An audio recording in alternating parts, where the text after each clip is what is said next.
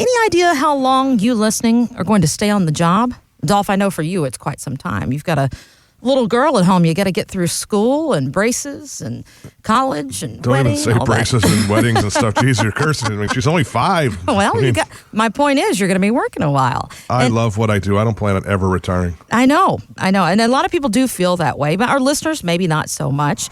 But a new AP poll finds that a significant percentage of Americans don't know if they'll ever be able to retire. The poll finds nearly a quarter of those surveyed don't expect to ever stop working, and that may be related to how financially prepared they are. Among adults over 50, 29% say they feel well prepared, while a third feel unprepared. By the age of 50, shouldn't we probably have a handle on this, about being prepared?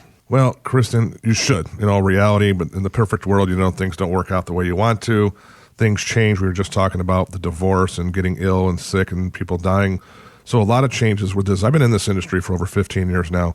And a couple of years ago, I was sitting down with my wife. We were talking about all the different things were happening and the plan we work with that. And that's when I decided to write my book. And that's when I started to write the book. And I was like, we just happened to be at the beach this time with our daughter, and we were on a bridge. I was like, well, what about going over this bridge? What happens? And that's how I came up with the title of Cross the Bridge of Retirement, because what you don't know about retirement or the future can hurt you more than it's going to help you, obviously.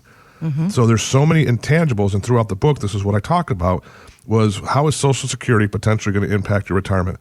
How is healthcare going to potentially hurt or help your retirement? Inflation. And I think the personal biggest risk we talk about is longevity. How are you going to prepare for longevity? Because so one thing we don't know in this world is how long we're going to live. And people are living longer because of the medical conditions. People are taking care of better themselves. But preparing for the unexpected is such a big thing when it comes to this world. We're going to talk about this through the whole show, is, okay, you lost your job, you were planning on retiring in 4 years, what are going to happen? Mm-hmm. The market crashes, and it wasn't expected, or like the last 3 months of last year, we had a 17% drop. Luckily, it came back a little bit, and so forth. But are those things, are they in your plan to say, hey, if this happens, what is my plan B? I mean, does people have a plan B? I'd say about a majority, over 75% of my clients, have a solid plan A in place. The backup plan B, I'd say maybe about 5 or 6% of the clients have their, and in less than 1%, I would say, actually have a plan C, saying, well, if I lost my job, the market crashes, what's going to happen? That would be a plan C. And that's one of the reasons I wrote my book, was getting insight to looking at different options, looking at different things to prepare that you might not know what might happen, but guess what? It could happen.